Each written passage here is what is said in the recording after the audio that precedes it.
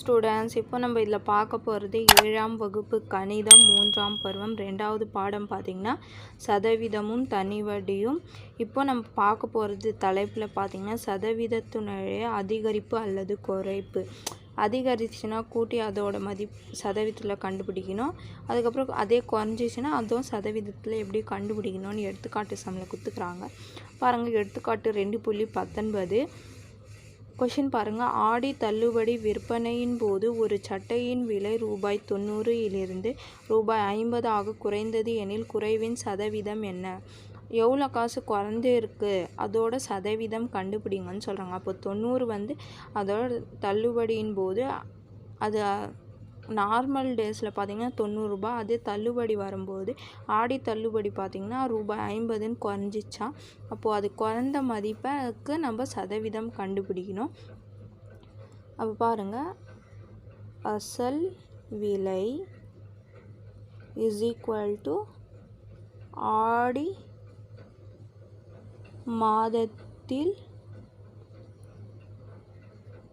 மாதத்திற்கு முன்பு சட்டையின் விலை.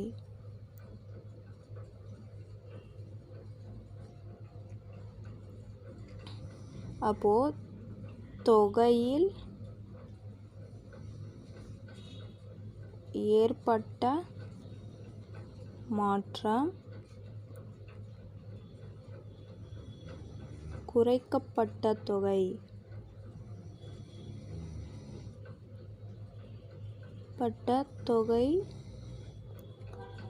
பாருங்கள், பட்ட தொகை இஸ் ஈக்குவல் ரூபாய் 90 கழித்தல் ரூபாய் 50.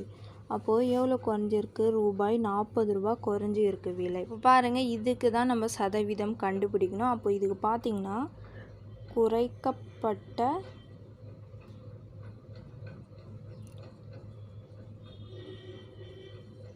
சதவீதம் இஸ் ஈக்குவல் டு இது எவ்வளோ குறைச்சிருக்காங்களோ அவ்வளோ. அப்போது இது என்னது? தொகையில் ஏற்பட்ட மாற்றம் தானே இது. அப்போது தொகையில் ஏற்பட்ட மாற்றம் பை இதோட அசல் விலை எவ்வளோ? 90 ரூபாய் தானே. அப்போது இங்கே அசல் விலை பெருக்கல் சதவீதமாக மாத்திரம் 100 நம்ம பெருக்கிடணும். அப்போ பாருங்கள், இதோட தொகை எவ்வளோ? 40. அப்போது அசல் விலை எவ்வளோ? 90 பெருக்கல் 100%. அப்போது இது பாருங்கள், இந்த பூஜ்ஜியத்துக்கு இந்த பூஜ்ஜியம் அடிச்சிட்டிங்கன்னா எவ்வளோ வருது? 4/9 பெருக்கல் 100.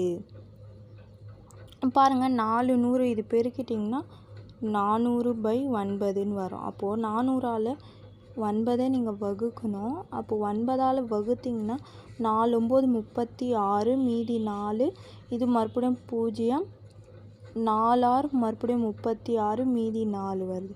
அப்போ இதுக்கு பார்த்திங்கன்னா 44 4/9%.